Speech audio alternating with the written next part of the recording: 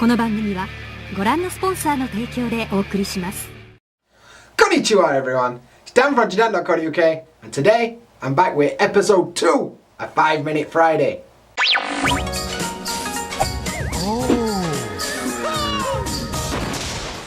Cheers for finding me video everyone, I appreciate that, pretty nice here. So, I'm back again with episode 2, a 5-minute Friday. 5-minute Friday, if you're new around here and didn't see the first one, is a new set of videos I'm making every Friday. I'm going to take 5 minutes to talk about a question or a subject that's given to me by the lovely people out there in YouTube land. Oi, Dan-chan, kimi no idea, tsukattara dou? It's a bit mean, but I've got plenty of my own ideas. But my ideas are pretty stupid usually, so I want to hear what you guys want me to talk about. So if you've got a question about Japan, or a subject you want to hear me talking about, comment section below and let me know, and I'll do my best to make a video about it. Anyway, today's video topic is from a good friend, Jack Taylor, who's on the Instagrams. No, he's on Instagram, but he's also on Twitter where he sent me this, at JTaylorPhotog. He's an awesome photographer, by the way, killing his IM game, so make sure you check him out. And he says, which places in Japan do you really want to photograph or make a video at? And he's gone on to say, he wants to come to Japan and photograph everything, but with you living there, I've got a more defined image of the place, so I'd be interested to see what spots I recommend. Cool, thanks Jack. So, as always, 5 minutes on the clock, and let's go. Japan, as you all know, is photogenic AF. That's what the kids say in the AF, it means like as fuck, but they don't want to say as fuck, I don't know why. But Japan is very much a photogenic place. Depending on what you're into, there's something for you. If you're into landscapes, there's plenty of mountains and tall buildings you can go up and take photos of.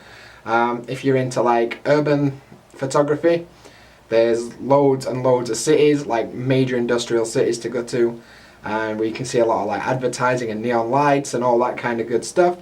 There's also like the historical stuff, you know, like your temples, your shrines, and all this kind of stuff. Castles too, they're always awesome to take pictures of. And overall, no matter where you go in Japan, there's going to be some awesome places to take pictures. Some of the most striking pictures that I've ever seen of Japan come from like quite touristy places. Of course you've got Tokyo, like Akihabara, and you know, Kaminarimon at Asakusa Shrine, and things like that. So I mean, I really want to go to Tokyo again. When I went there very rushed last time, I only went for like 2 days and I did as much filming as I could. But I'd actually like to go there and have another crack at making videos there. So, only problem with Tokyo is it's bare far away and everyone and their grandma's already made a video about Tokyo. So it's not interesting, but it's interesting to me. So there's plenty of places I want to go back to Tokyo and make a video about. So Tokyo, of course. Kyoto is a very popular place. You know, there's 1,000,001 shrines and temples, and you know, there's always people walking around in kimonos, and you've got that real traditional Japanese feel of Kyoto, like Kinkakuji and Arashiyama, and you know, all the places that you've seen pictures of before without even realizing it's Kyoto.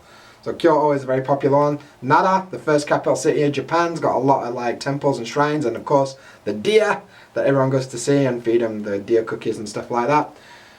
Down towards Hiroshima, you've got like the Genbaku Dome, which is like the Hiroshima atomic bomb dome. That's very photogenic in a weird kind of sad way. And just off of Hiroshima, you've got Itsukushima Shrine, which is on Miyajima, which has got the water gate, which is also very, very photogenic. For me, my photography, I like to just photograph things that I see on a daily basis that's kind of off the beaten track. I'm not good at photography. If you follow my Instagram, you'll know that I'm a bit random and it just basically follows whatever I'm doing in my day. But I do like to try and take a picture, even if it's just with my iPhone. So yeah, I often like to take pictures of buildings and rather than people. I'm not into like portrait photography myself. But yeah, so that's what I'd recommend if you're coming to Japan. Moving forward, where I'd like to go to make videos, as I said, I'd like to go back to Tokyo and make some videos. I also want to go to some places that like most people don't go. I'd really like to go to Kumamoto. I know Johnny in Japan went there a while ago, but I'd like to go to Kumamoto. I also want to go to like super North Hokkaido, where you can do like the icebreaker tours and stuff like that. I think that'd be pretty interesting. That's part of Japan that people don't really think about when they think about Japan. So I'd really like to do that. And yeah, oh, I want to see the Yukimatsuri Snow Festival as well, of course. Like, that's super famous, so I really want to do that. But overall, I'm kind of shifting away from making videos documenting Japan, and I'm more moving into my life in Japan. Like, there's millions of people that make videos about Japan better than me, but nobody makes videos about my life better than me. So that's kind of what I'm going for, in theory. One thing I've noticed about these 5-minute videos is I've got no idea how long I've been talking.